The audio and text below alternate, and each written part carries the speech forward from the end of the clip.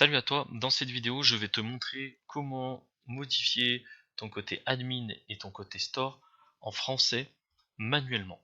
Donc je précise avant d'utiliser cette méthode là que il risque peut-être, si jamais vous faites une mauvaise manipulation, vous risquez de créer un bug avec les différents liens, différentes applications qui ont été ajoutées à Magento 2. Donc, lorsque vous faites ça, faites très attention et vous êtes prévenu qu'il risque d'avoir un bug, peut-être, on ne sait jamais, si vous faites une mauvaise manipulation. Donc, on va voir comment on fait. Donc, on va aller dans Store, ici, et on va aller dans Configuration. On va aller ici dans la partie avancée.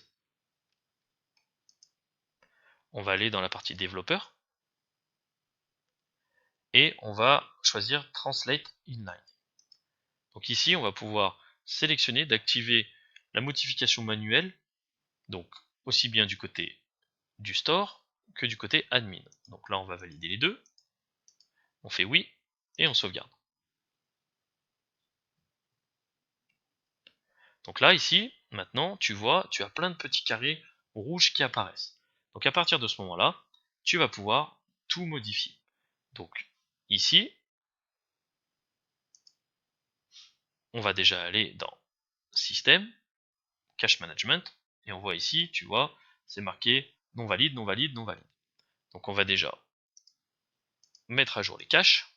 Voilà, donc là les caches sont mis à jour, et là tu vois ici, on voit apparaître les petits carrés rouges aussi sur le côté. Donc là, imaginons que Content, tu veux le renommer, donc tu vas aller sur le petit livre ici, tu cliques dessus. Et ici, Content, et bah tu vas pouvoir le renommer Contenu. Tu fais soumettre. Donc tu vois ici, ça n'a pas été modifié encore. On va aller, par exemple, ici sur le bouton, ici, Submit, on va l'appeler Soumettre. Comme ça, tu vas pouvoir voir les différents aspects. Donc là, ici, c'est normal, la page n'a pas été rafraîchie. Donc tu vas aller ici, tu resélectionnes et tu fais soumettre. Et tu vois ici, la modification a bien été appliquée. Soumettre et ici, contenu. Donc ça va te permettre, par exemple, si jamais tu veux mettre un petit peu le back-end et le front-end, c'est-à-dire le site ou ici le back-end, donc du côté admin, en français pour te rappeler, pour que ça soit plus facile pour toi, tu vas pouvoir le faire. Donc là, ici, par exemple, catalogue, bon, ici c'est catalogue, tu mets ici.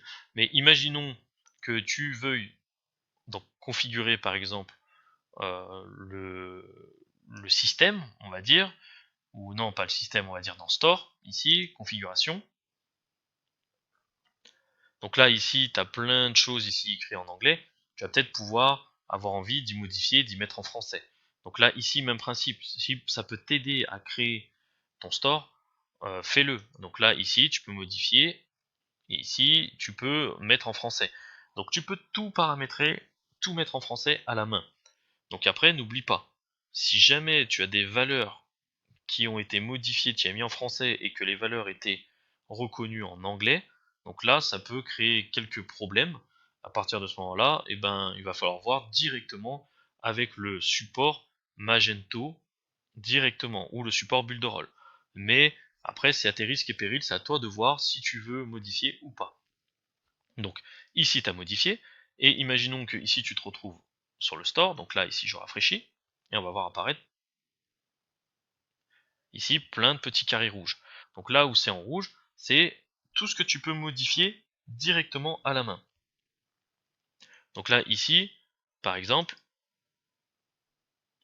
on va pouvoir modifier le texte qui se trouve ici. On va marquer rechercher un produit, pour l'exemple. Et on fait soumettre. Donc là, on ne le voit pas, la modification c'est le même principe. Et ici, on voit, des fois, on a les textes ici écrits en anglais. Donc on va pouvoir modifier ça, mais on va aussi, par exemple, aller voir ici sur le produit, on va prendre un produit au hasard.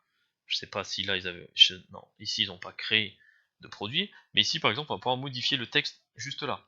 Donc ici, si vous ne trouvez pas le produit, changez la sélection, donc on va pouvoir cliquer là.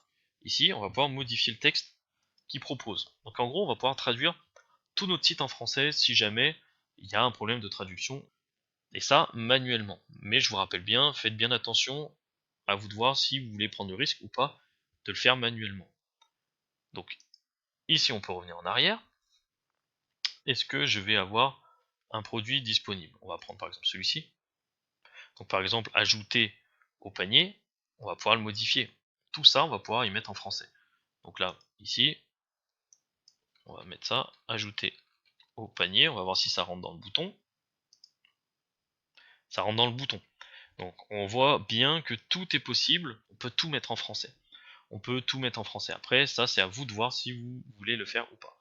Donc là, ici, on voit des fois ça apparaît, des fois ça apparaît pas. Donc on revient ici dans Système, Cache Management.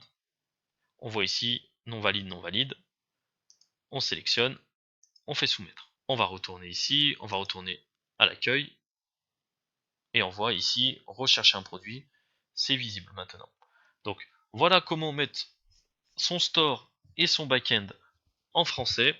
Donc maintenant à vous de voir si vous voulez l'utiliser ou pas. Donc je vous dis à bientôt pour une prochaine vidéo.